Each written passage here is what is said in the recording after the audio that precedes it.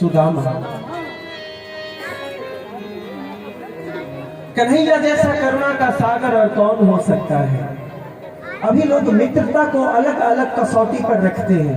कोई कहता है बराबर वालों में मित्रता होनी चाहिए, कोई सोचता है अपने से बड़ों से मित्रता रखे।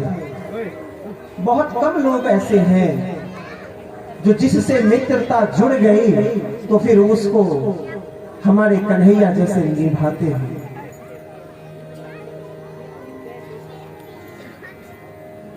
कृष्णस्यासीद सखा कश्चिद् ब्राह्मणो ब्रह्मवित्तमः विरक्त इन्द्रियार्थेषु प्रशान्तात्मा जितेन्द्रियः। श्रीमद् भागवत में गर्ग संहिता में किसी भी पुराण में कहीं भी सुदामा जी को दरिद्र नहीं कहा गया। ये गलतफहमी हटा दे कि सुदामा बड़े गरीब थे और बड़े दरिद्र थे। जिसे स्वयं भगवान की मित्रता मिली हो, जिसको स्वयं कन्हैया की दोस्ती नसीब हुई हो, उससे बड़ा अमीर संसार में कौन हो सकता है। कन्हैया की मित्रता जिसे मिल गई, उससे बड़ा अमीर संसार में कोई नहीं। सुदामा विरक्त थे, मांगते नहीं थे, किसी से लेकर इकट्ठा नहीं करते थे। इसलिए उनके पास वस्तुओं की कमी तो थी, लेकिन इसे दरिद्रता नहीं कहते, आनंद की स्थिति कहते हैं। कृष्ण के सिवा कुछ दिखना ही नहीं है। धोती 20 जगह से फट चुकी है, परवाह नहीं। मेरे तो गिरधर गोपाल दूसरों न कोई, उसके सिवा कुछ नजर नहीं आ रहा।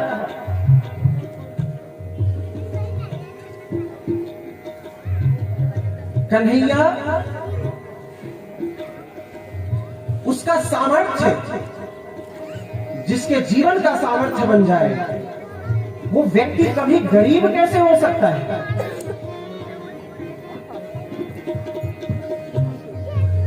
ये सच है कि सुदामा सुबह में क्या खाएंगे पता नहीं है। ये सच है कि सुबह में अगर कुछ मिल गया तो शाम को कुछ मिलेगा या नहीं मिलेगा पता नहीं है। लेकिन वो दुखी नहीं है, आनंद में है। उन्होंने कहा है आगे चल के, कन्हैया जो कुछ न दिया था तुमने ना तो बड़ा आनंद था, तुमने देकर बांध दिया मुझे। उनके पास खाने को नहीं है लेकिन दुख नहीं है, आनंद है तब भी। ये ईश्वर की भक्ति देती है हमें, विपरीत से विपरीत परिस्थितियों में आनंद, यही जीवन है। संतोष रूपी धन है, वो व्यक्ति कभी दरिद्र नहीं हो सकता। लेकिन सुदामा जी की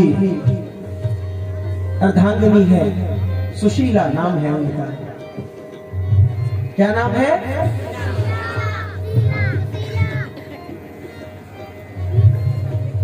उन्होंने कहा कि आप तो बहुत कहते हैं कि द्वारकाधीश कन्हैया मेरे मित्र हैं, कभी आप क्यों नहीं जाते कन्हैया से मिलने।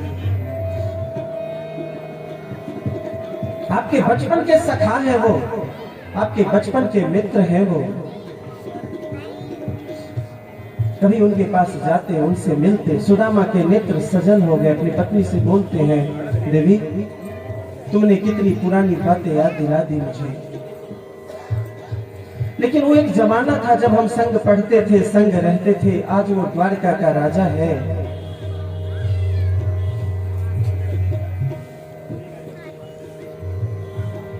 आज वो द्वारका का राजा है, मैं जाऊं तो कैसे जाऊं, संकोच होता है जाने में। पत्नी कहती है आपका मन कभी नहीं होता अपने मित्र से। पत्नी जानती है कि अगर बोलूंगी कि कुछ जाओ और मांगना तो नहीं जाएंगे, तो उनके भाव संवेदनाओं को जगाती है कि क्या कभी आपका मन नहीं होता कि हम अपने बचपन के मित्र से मिलें।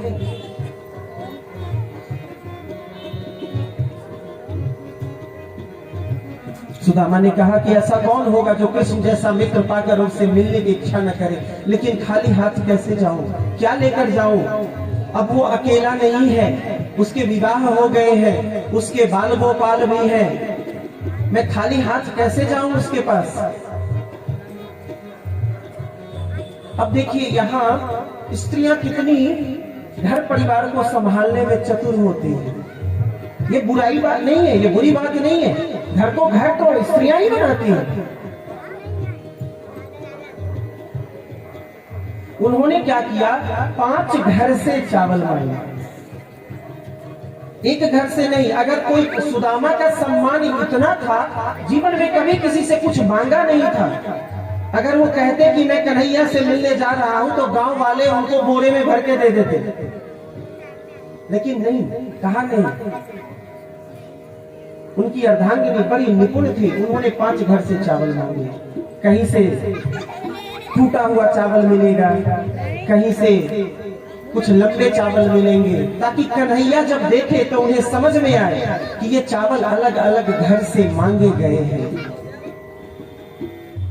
जो पोटली बनाई तो वो ऐसे कपड़े की बनाई जिसमें 4-5 जगह 10 जगह सिया हुआ था हाथ से, ताकि कन्हैया जब इसे खोलेगा तो वो हमारे दुख का अंदाजा लग जाएगा। वो जानते थे हमारे पति देव तो नहीं मांगेंगे मित्र से, वो ये सब भेज रही है, साथ में दे रही है कि कन्हैया संसार के ज्ञाता स्वामी अंतर्यामी, वो समझेंगे इसको देख करके अपने मित्र की स्थिति। अच्छा ये ध्यान रखिए कि कोई वो लालची नहीं थी, हाँ घर में सुख की चाहना थी बस। कि पंडित जी बेचारे दिन रात जब तक ध्यान में रहते हैं तो भरपेट भोजन तो कराऊं, किस पत्नी को अपनी पति की चिंता नहीं होती। और वो बेचारे ठहरे भोले, किसी से मांगने जाते नहीं, किसी के यहाँ पूजा कराने जाए, करा के वापस आ जाए, कुछ लेकर ही ना, सब कुछ करके भेजा। एक एक मुट्ठी चावल 4-5 जगह से लेकर आया। अब सुदामा जी तैयार होकर चले हैं मित्र से मिलने। एकदम बढ़िया बढ़िया वस्त्र, घर का जो सबसे अच्छी घर की धोती थी वो पहनी गई, 20 जगह फटी हुई थी। घर की सबसे अच्छी धोती निकाली गई थी। द्वारकाधीश से मिलने जाना है, राजा से मिलने जाना है, संसार जिसकी पूजा करता है उससे मिलने जाना है, तो अच्छे वस्त्र तो चाहिए। तो सबसे अच्छा वही था जो 20 जगह मात्र फटा था, बाकी 30 जगह 40 जगह फटे थे, 20 जगह फटा हुआ। सिर ढकने का कुछ नहीं, एक लोटा दिया फूटा हुआ। पुराने जमाने में जब तीर्थ यात्रा पर जाते थे तो लोटा रस्सी लेकर जाया करते थे, रास्ते में कहीं कुआं होगा पानी निकाल के पिएंगे। मेरे यहाँ सत्तू लेकर जाया करते थे लोग।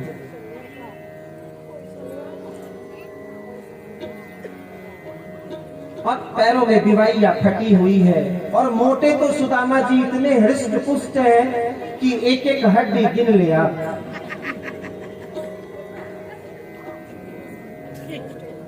लेकिन मस्तिष्क से ब्रह्म तेज है, कभी किसी से मांगा नहीं आज तक। गर्व है, अभी भी मांगने नहीं जा रहे, अपने बाल सखा से मिलने का भाव है, प्रेम है। इसका ये लगा, इसका परिणाम ये निकला कि मित्र से मिलूंगा, अपने कन्हैया से मिलूंगा, भूख प्यास सब भूल गए, चले जा रहे चले जा रहे। भूख प्यास लगती भी तो क्या करते, खाने को था नहीं कुछ, मांग कहीं सकते नहीं। रास्ते में एक नदी पर गई विशाल, कैसे जाए। एक केवट आया, किसी को पार उतरना है तो आओ मेरी नाव में बैठो। सुदामा जी बैठ तो गए, रास्ते में बोलते हैं केवट भैया बीच में उतार तो नहीं दोगे नदी के, मेरे पास देने को कुछ भी नहीं है। केवट भी भला मानुस था, बोला नहीं। पूछा कहाँ जा रहे हैं महाराज जी आप, तो बोला कन्हैया के दर्शन करने जा रहा हूँ। ये जो द्वारकाधीश है ना, सब जिसकी पूजा करते हैं, मेरे साथ खेला करता था, हम दोनों साथ साथ गैया चराते थे गुरुदेव के। और कभी मैं उसके हिस्से का भोजन कर गया था। उसको विश्वास नेचर कौन है ये? कहां द्वारकाधीश?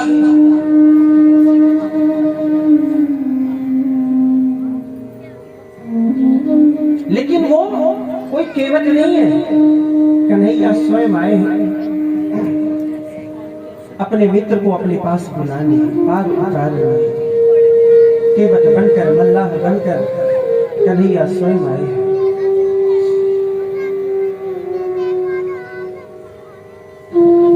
सुदामा नदी के उस पार पहुंचते हैं।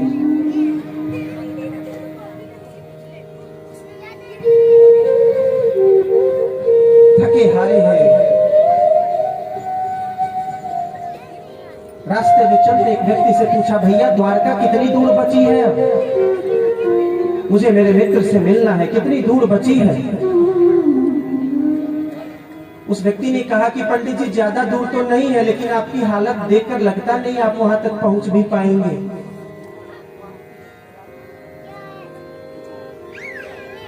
सुदामा ने कहा, वाह रे द्वारकाधीश, मित्रता है तुम्हारी, चलते चलते पैर टूट गए हैं, अब तक दिख ना रहे तुम्हारा घर, न तुम दिख रहे मुझे।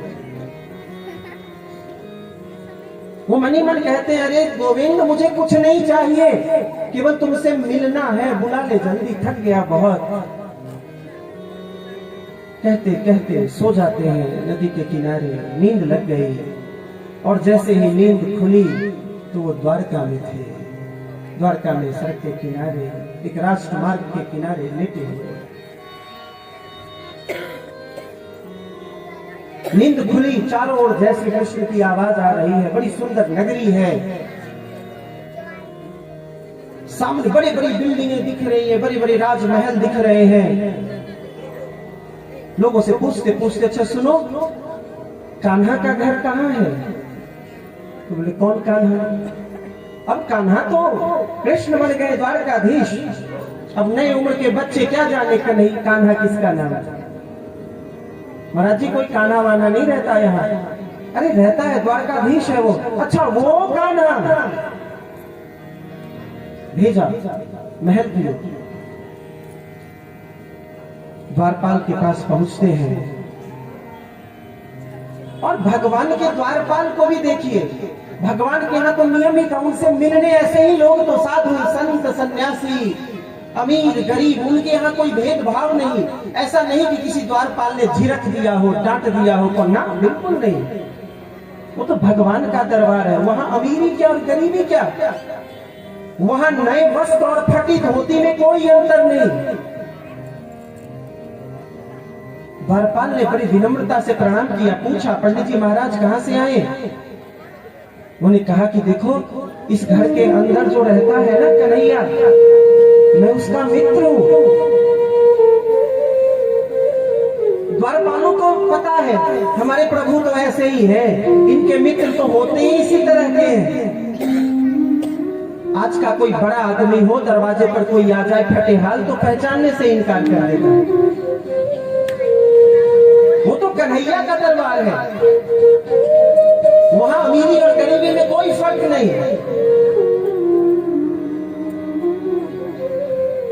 सुदामा ने कहा, भैया जय श्री कृष्ण। द्वारपाल ने भी कहा, जय श्री कृष्ण। पंडित जी बताइए क्या सेवा करें? बोला, देखो इस घर के अंदर जो मालिक है ना कन्हैया, वो मेरा बाल सखा है, मेरे साथ गुरुकुल में पढ़ा है।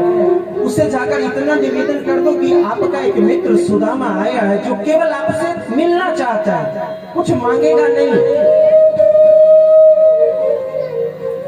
जमाने ने चीजों को इतना खराब कर दिया है कि कई बार अपने ऐसे मित्रों और रिश्तेदारों के यहाँ जाने से डर लगता है जो थोड़े बड़े हो गए हैं, कि कहीं ये ना सोच ले कि कुछ मांगने आ गया। ऐसा होता है ना समाज में। आपके मित्र, आपके कोई रिश्तेदार, कोई बहुत बड़े इंसान बन जाए तो आपको संकोच होने लगता है उसे फोन करने में, कि कहीं ये ना सोच ले कि कुछ मांगने के लिए आप फोन कर रहे हैं। सुदामा जी ने द्वारपाल को जब भेजा तो ये कहकर भेजा कि कह देना कि तुम्हारा बाल सखा आया है, कुछ मांगेगा नहीं, मिलकर चला जाएगा, बस एक क्षण के लिए मिल ले बस।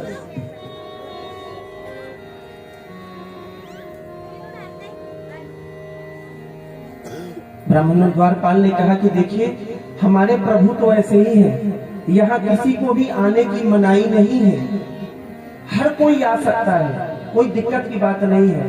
लेकिन ये जो समय है ना, इस समय प्रभु भोजन करके शयन करते हैं, तो वैसे यहाँ पर कोई रोक टोक नहीं है, भगवान के दरबार में किसी को आने की मनाही नहीं है। केवल एक बार मुझे पूछ कर आने दीजिए कि प्रभु सो तो नहीं गए हैं, ये उनके विश्राम का समय है। एक बार मैं पूछ कर आ जाता हूँ, अगर प्रभु अभी विश्राम में नहीं गए होंगे तो मैं आपको ले चलता हूँ। गीत आप सब बार बार सुनते हैं, अरे द्वारपालो कन्हैया से कह दो, हम कभी और सुना देंगे, बार बार सुनते, कथा सुनते हैं, कथा कहानी।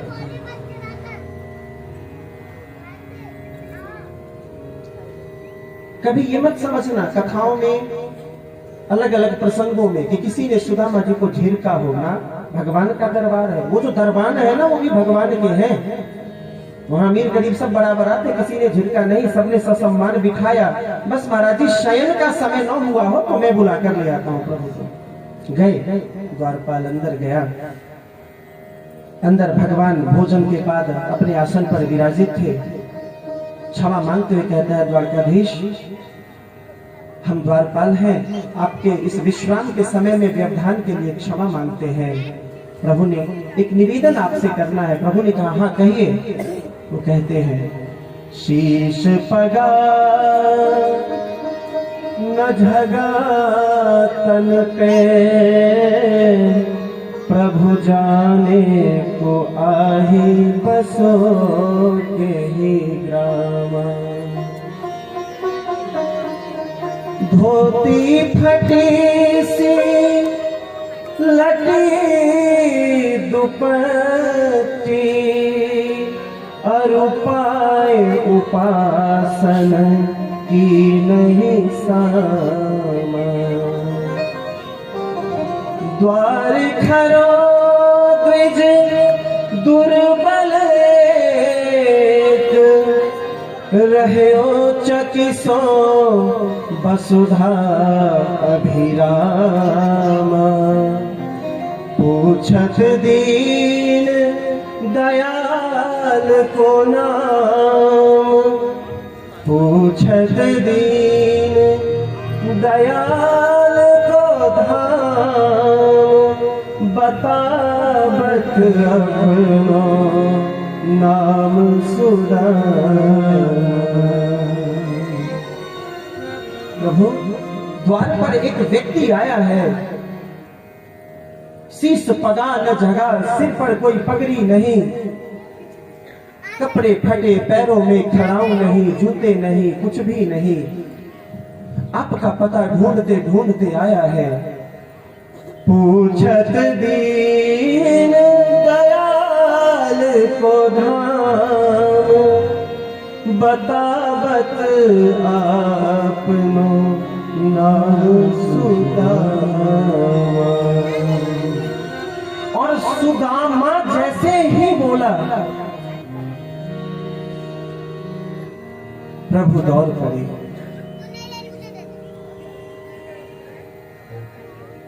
ऐसे दौड़े जैसे पता नहीं क्या हुआ, अपने आसन से उछलकर दौड़ पड़े। दुपट्टा कहीं गिरा, कपड़े अस्त व्यस्त हो गए, सारी चीजें यहाँ वहां, चरण पादुका कहीं और गिरी, नंगे पैर ही दौड़ते दौड़ते 7 ड्योढ़ियां पार करनी थी। पार करते करते रास्ते में प्रद्युम्न ने पूछ दिया, प्रभु कहाँ जा रहे हैं? द्वारपाल ने कहा, हमसे बहुत बड़ी गलती हो गई है, कोई सुदामा नाम का आदमी आया है, मैंने प्रभु को बिना सोचे समझे बता दिया और वो नंगे पैर भागे जा रहे हैं। मैया रुक्मिणी पूछती है, द्वारपाल से क्या कहा तुमने जो ऐसे प्रभु भाग रहे हैं? वहां भी क्षमा करे मैया, द्वार पर एक सुदामा आया है, मैंने कहा प्रभु भाग रहे हैं, पता नहीं जूते कहाँ, वस्त्र कहाँ, मुकुट कहाँ, भागते मोर पंख रक्षक इधर उधर अस्त व्यस्त भागते हुए। जिस द्वारकाधीश से मिलने के लिए ब्रह्मा भी तरसते हैं, वो द्वारकाधीश अपने मित्र, अपने भक्त और अपने प्रेमी से मिलने भाग रहा है। मैं फिर कहूंगा, प्रेम कीजिए, आपसे भी मिलने के लिए वो भागेगा ऐसे ही। वो भागते हुए जाते हैं। देखी सुदामा की दीन दशा, करुणा करके करुणा निधि रोए। भाग कर गए और अपने मित्र को गले से लगा लिया है। देखी सुदामा दीन दशा, करुणा निधि करुणा करके रोए। पानी परात के हाथ छुयो नहीं, नैनन के जल सो पग जोर से गले लगाकर अपने कमरे में, अपने भवन में लेकर आते हैं। अपने आसन पर, स्वर्ण के आसन पर बिठाते हैं और सुदामा के चरणों में बैठ जाते हैं। प्रभु, सोने की परात मंगाई जाती है। मित्र आया है, अतिथि आया है, ब्राह्मण है, हर तरह से पूज्य है और सबसे बड़ा भगवान मेरे कन्हैया का प्रेमी है।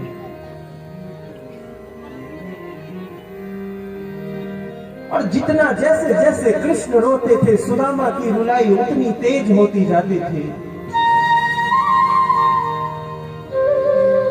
भगवान रो रहे, सुदामा रो रहा। भगवान को रोता देख, सुदामा को रोता देख, सभी माताएं रो रही, सभी पुत्र रो रहे। लगा जैसे सारा का सारा राजभवन अपने इस अतिथि के आने पर आनंद के आंसू बहा रहा है। ऐसा अतिथि तो पहली बार आया है द्वारकाधीश के महल में, जिसके पैर स्वयं द्वारकाधीश के अश्रु कण पखार रहे हैं, जिनके पैर से गंगा निकलती है जो संसार को पवित्र करती है। वो अपने अश्रु कण से एक निरीह गरीब सुदामा के पैर धोते हैं। न केवल पैर धोया, उस चरणामृत को अपने पूरे महल में अभिषिंचन किया। सुदामा, मेरे मित्र, तुम्हारे आने से आज ये द्वारका नगरी और मेरा ये महल धन्य हो गया। कन्हैया, सुदामा जी आसन पर बैठे हैं, कन्हैया चरणों में बैठे हैं। पैर की बिवाइयां फटी हुई है, उनमें कांटे कंकड़ चुभे हुए हैं। उसे एक एक कर बीन रहे हैं, निकाल रहे हैं। अपने पीतांबर से उसे पोंछ रहे हैं, धो रहे हैं, अश्रुकण से धो रहे हैं। जगत की अधिष्ठात्री जगदम्बा रुक्मिणी मैया पंखा झल रही है और जगदीश पैर पखार रहे हैं। इस सुदामा को लोग दरिद्र कहते हैं। जगदम्बा जिसके पंखा झल रही, जगदीश जिसके पैर पखार रहे अपने अश्रुकण से।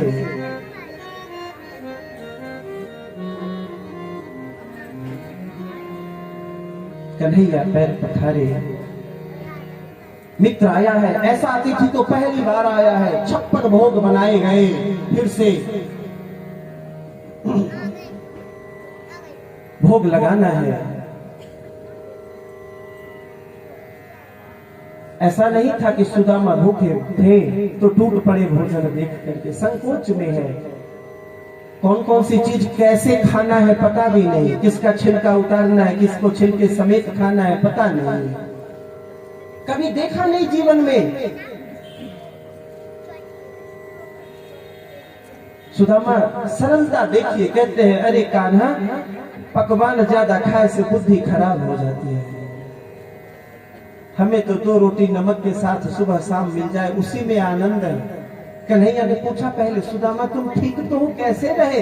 सुदामा कहते बड़े आनंद में रहा कन्हैया, जीवन में कोई दुख नहीं, कोई कष्ट नहीं। क्या निरीह ब्राह्मण है। आज माफ कीजिएगा, कथा पीठ से बोलना पड़ता है, लेकिन बहुत से लोग बड़ा लूटपाट मचा रखे हैं।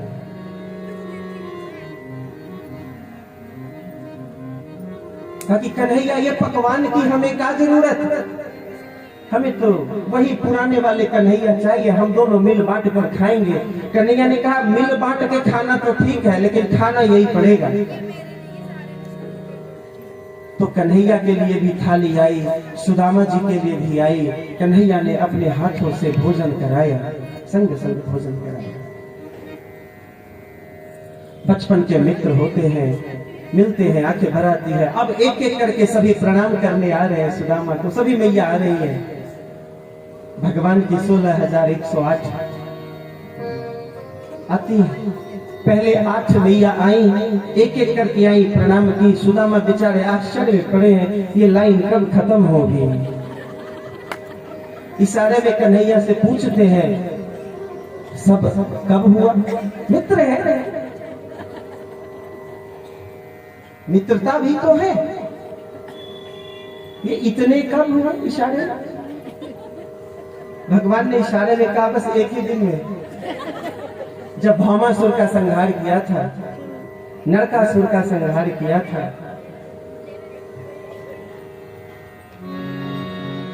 सुदामा ने कहा कि देख कन्हैया, अभी तो 400 हुए हैं पूरे, हाथ थक गया मेरा, सबके बदले तू पैर छू ले मेरा, मैं तुम्हें आशीर्वाद दे दूं। भगवान दंडवत लेट गए अपने मित्र के चरणों में। राधे राधे राधे। सबके बदले भगवान साष्टांग लेट गए। आप सुदामा को गरीब कहते हैं। मैं कई बार देखता हूँ खूब उनके लिए गीत गाए जाते हैं, रो रो। क्यों? वैसा आनंद तो किसी के जीवन में नहीं है। जगदीश लेटे जा रहे हैं उनके चरणों में, जिसके पैर जगदीश पखार रहे हैं, लेट गए, कन्हैया लेट गए। कान्हा ने पूछा अच्छा अपने घर में कोई बाल गोपाल विवाह किया? आप कान्हा ने मजाक किया, छेड़ा। सुदामा तुम तो कहते थे तुम विवाह नहीं करोगे, तुम साधु बाबा बनोगे, कुछ हुआ क्या? सुदामा ने संकोच करते हुए कहा कि हाँ कन्हैया, मेरा भी विवाह हो गया। सुशीला मेरी पत्नी का नाम है। अब जैसे ही भाभी शब्द आया, कन्हैया ने एक बात पकड़ ली, अच्छा भाभी ने मेरे लिए कुछ तो दिया होगा, वो दो। अच्छा जैसे ही बताए, संकोच के मारे सुदामा का सिर झुक गया। मित्र जब बड़ा हो जाता है तो छोटे मित्र जो रह जाते हैं उन्हें थोड़ा सा तो संकोच होता है, और ऐसे में बड़े हो गए मित्र का फर्ज है कि अपने छोटे मित्र से इतना स्नेह करे कि उसके मन से यह संकोच हट जाए। अब कन्हैया तो पूछते हैं अच्छा भाभी ने क्या दिया है वो तो। सुदामा सोचते हैं ये अलग अलग घर से मांगे गए टूटे फूटे चावल और उस फटी पोटली को मैं कैसे कन्हैया को दिखाऊं, क्या दूं? कन्हैया अकेला रहता तो दे भी देता। बताओ इसकी इतनी पत्नी, इतनी रानी महारानी और इतने बाल बच्चे सबके सामने क्या होगी मेरी मित्रता की। संकोच में है। सुदामा जी बात बदल देते, अच्छा लाला सुनो, तुमको याद है बचपन में हम कैसे पढ़ा करते थे? बात बदल रहे हैं। हवन के लिए लकड़ी इकट्ठा करने हम कैसे साथ में जाते थे? कन्हैया बोले बात मत बदलो, ये बताओ भाभी ने दिया क्या? बताओ कि भाभी ने कुछ दिया है। सुदामा बोले ये न भूलेगा, एक बात के पीछे पड़ गया तो पड़ गया, सब पर ध्यान दे, ये न भूलेगा। कन्हैया अपने प्रेमियों को कभी भूलते नहीं है। सुदामा सोचते ये नहीं भूलेगा, ये जरूर भाभी पर अटक गया है। फिर भी बात बदल रहे हैं। अरे भाभी की बात बाद में कर लेंगे, बचपन के मित्र मिले, पहले अपनी बात करते हैं। तुम्हें याद है एक बार हम लकड़ी काटने जंगल में गए थे, भगवान ने बोला सब मालूम है, लेकिन भाभी ने क्या दिया मुझे? सुदामा बोले कि एक बात के पीछे तू पड़ जाता है तो बचपन की आदत तेरी गई नहीं। हम कह रहे हैं कि भाभी की बात बाद में कर लेंगे, पहले ये बता, मेरी बात सुन, नहीं तो तेरी सारी फोन पट्टी खोल दूंगा कि तू चोरी करता था माखन की, और कैसे तुम्हारी सभी रानियां ना सबके सामने में तेरी पोल पट्टी खोल दूंगा। और शुरू हो गया। आप जानती हैं आपके जो द्वारकाधीश है बचपन में चोरियां किया करते थे। कन्हैया बोले हंसते हुए, सुदामा बचपन से लेकर अब तक की सारी कहानी इनको पता है, तुझे बताने की जरूरत नहीं है, तुम ये बताओ भाभी ने क्या दिया है। बेचारे सुदामा संकोच के मारे बात को बदलते जा रहे हैं और कन्हैया उसी बात पर रुके हुए हैं। बताओ। प्रभु ने उसके हाथ यहाँ बगल में नीचे यहाँ झोली छुपा रखी थी सुदामा ने। प्रभु ने सोचा इससे ज्यादा छेड़ना ठीक नहीं है मित्र को। उनके हाथ से वो ले लिया। मित्रता में थोड़ी नोक झोंक छीना झपटी होती है। प्रभु ने उसी बचपन की याद में उसके हाथ से वो पोटली ले ली और जैसे ही पोटली श्री कृष्ण के हाथ में आई, ठाकुर की आंखें भर आई। घुमा घुमा कर पोटली को देख रहे हैं, बस उस पोटली को देखे जा रहे हैं। एक क्षण नहीं लगा समझने में कि इस घर में एक भी ऐसा कपड़ा नहीं था जो फटा न हो, जिसमें बांधकर भाभी मुझे ये तंदुल भेजा होता। और जब पोटली खोलकर देखा तो आंखें फटी की फटी रह गई। समझ में आ गया कि चावल अलग अलग तरह के हैं, यानी अलग अलग घरों से मांग कर लाई जाएंगे। भगवान को गर्व होता है, मेरा मित्र इतना तेजस्वी ब्राह्मण है, इतना पवित्र ब्राह्मण है, इतना ज्ञानी है कि चाहे तो कितना धन दौलत कमा सकता है, लेकिन कुछ नहीं लेता। आज के ब्राह्मण 2 अक्षर पढ़ करके पता नहीं लूटने में रह जाते हैं।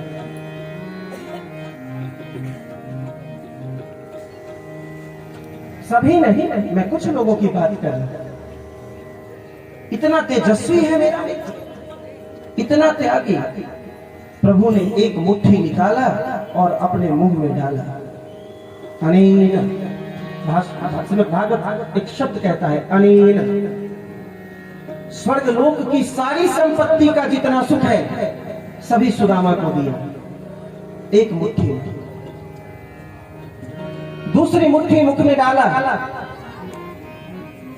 समस्त संसार पृथ्वी पर जो सबसे बड़े सम्राट हो उनके जितने सुख हैं सभी सुदामा को दिए। तीसरी मुट्ठी डालने को तैयार हुए। रुक्मिणी मैया समझती हैं हर चीज को और सब कोई नहीं समझ रहा। माता तो समझ रही है, रोका। सामने से तो केवल इतना बोला, कच्चा चावल है, खाएंगे तो तबीयत ठीक नहीं रहेगी। अंदर से कहा कि बड़े बरस रहे पंडित जी पर। बुरा नहीं लगा, लेकिन उनको लगा कि पंडित जी ये सब संभालने में भगवान भक्ति और आपका प्रेम कहीं से दूर न हो जाए। चिंता थी, भगवान को अपने भक्तों की चिंता होती है कि ज्यादा दे दिया तो कहीं उलझ न जाए।